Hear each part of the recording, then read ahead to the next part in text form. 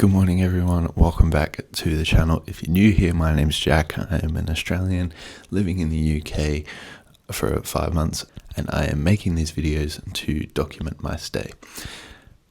I'm talking really quietly because it's 6:30 in the morning here and everybody else is asleep, so I don't want to wake anybody else up. Today's vlog is going to be a travel vlog. I'm actually going to Birmingham and Oxford and surrounds today to meet up with one of my mates from Australia who's also here playing cricket.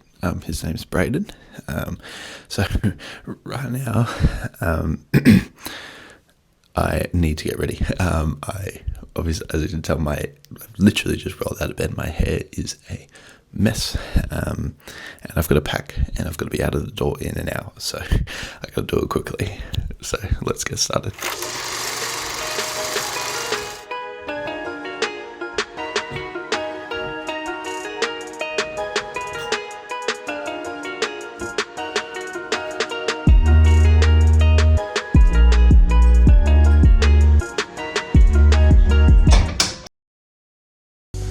Guys, you wouldn't believe it, it actually rained this morning. Must have rained while I was asleep, but it has actually rained. And it's freezing, so give me a second while I put my jumper on. That's better, if only marginally. It's still bloody cold. The wind is freezing this morning, holy crap. So yeah, as I said, it's about an hour walk.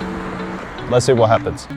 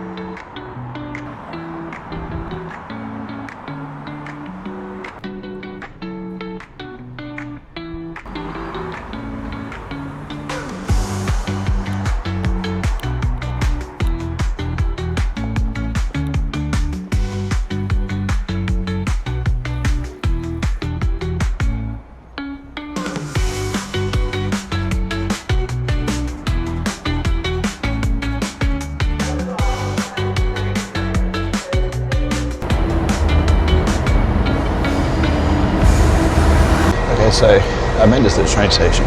It's bloody, oh gosh, freezing. It is so cold in here. Also had a platform change from 3 to 11. I don't really know where I'm going, so I'm just kind of guessing at this point.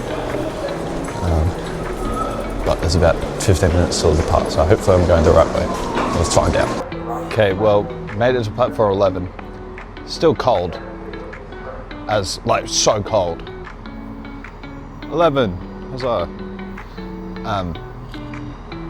Aside from that, I don't really know what's going on, to be honest. I've got a ticket, I've got a rail card, which is fine. It's just, I don't have a seat. And obviously I don't know what to expect when I'm on the train. I don't think it's like Brisbane where you tap on and tap off. So I don't know.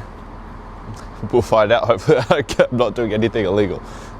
As you can probably see, I made it onto the train. It's much warmer in here.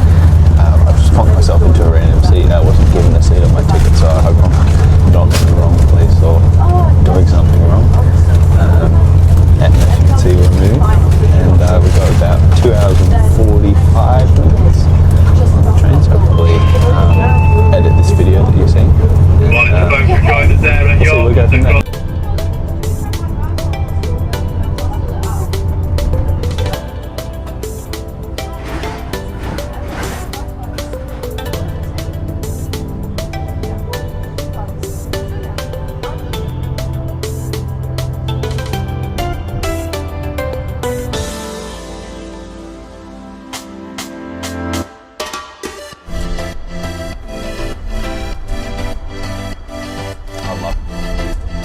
That's actually pretty good.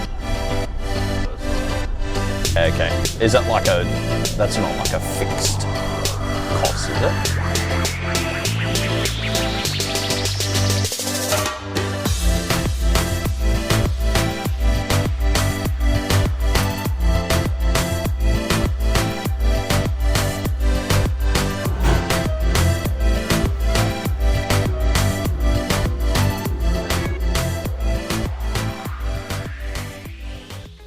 After Braden and I explored Oxford City Centre, we went and found the Oxford University and proceeded to walk through the university's gardens because we couldn't get into the campus itself.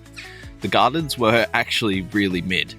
Aside from some cool architecture, a nice river, and this really cool walkway that looked like it was straight out of Alice in Wonderland, it was basically just a giant green space, a splattering of trees, and a gravel path going around it. Next, we went past the Bodleian Library, Radcliffe Square, and the University Church of St Mary the Virgin, but more on them later. After we finished up in Oxford, we drove to the town Braden is staying in, called Sandford St Martin, which is this quaint, small, rural town about 30 minutes north of Oxford. And by the time we got there, my lack of sleep and travelling fatigue was starting to catch up to me. So we went to a pub that Braden wanted to show me called Falkland Arms, which had the coolest interior of any building I've seen so far. Was I so in awe that I forgot to film it? Yes. Yes, I was. But here's its beer garden and straw roof to make up for it. Look at the straw, that is so funny. After that, we went to a neighbouring town called Chipping Norton to grab dinner. Next morning, we got up at 8 and went to a town called Woodstock to go to Blenheim Palace so we could kill a couple hours before my train home at 11:30.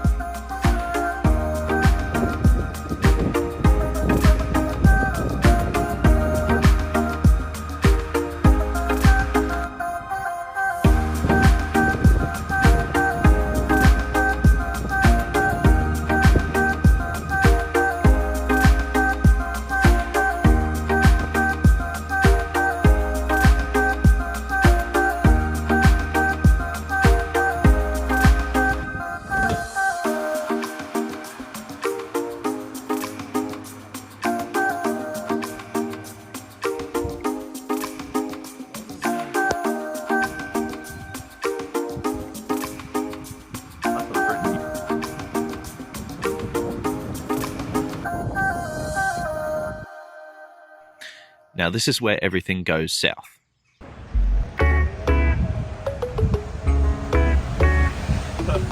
So, funny story for you all, to top all this adventure all off, we were down at Woodstock visiting a palace. I can't remember what the name is, I'll find it, put it in there in the photos.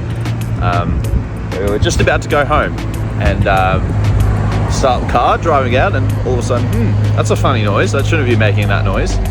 And so we pull over, the front tyre's flat. So now we're sitting here, I'm on the edge of this ledge, overlooking the street. It's quite nice actually.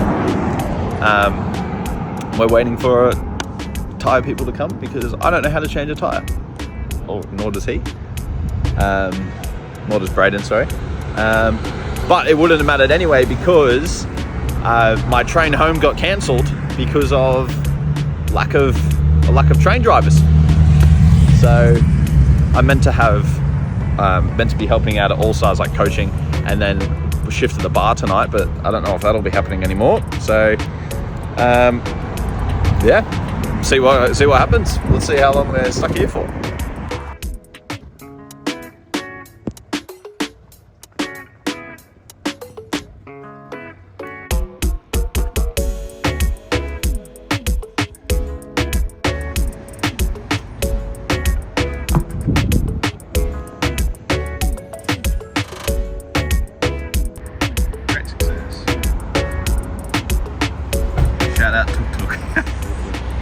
All right, well, a little update for you. I'm currently standing at Oxford train station.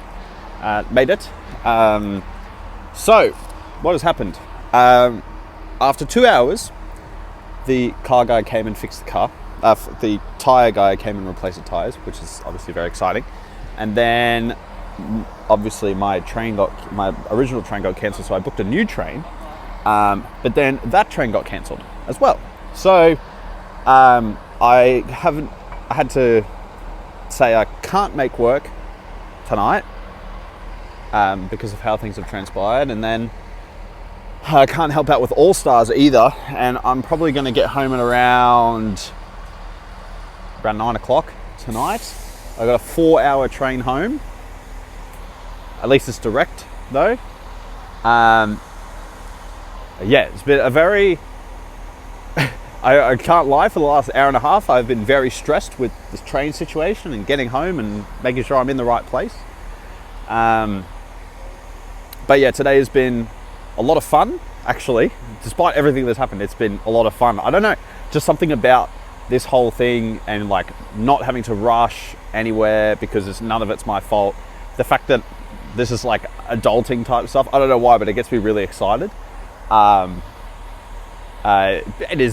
It's been a bit of a frustrating day, but it's been a lot of fun. I've had a lot of fun today.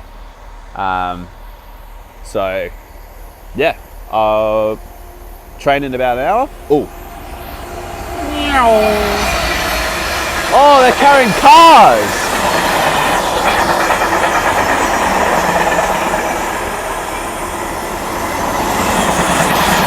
I don't know if you can hear me or see this, but that train is carrying cars. That's sick. That's so cool.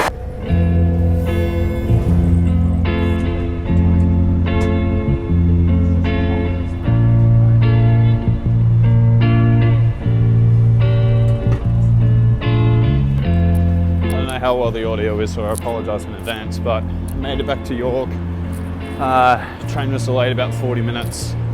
So 3 hours and 45-minute journey home on the train, and now I got an hour walk home, which, as you can tell, I'm incredibly keen about. Just tired. It's been a long day, lots of travelling. But yeah, just enjoy the walk home. Try to at least.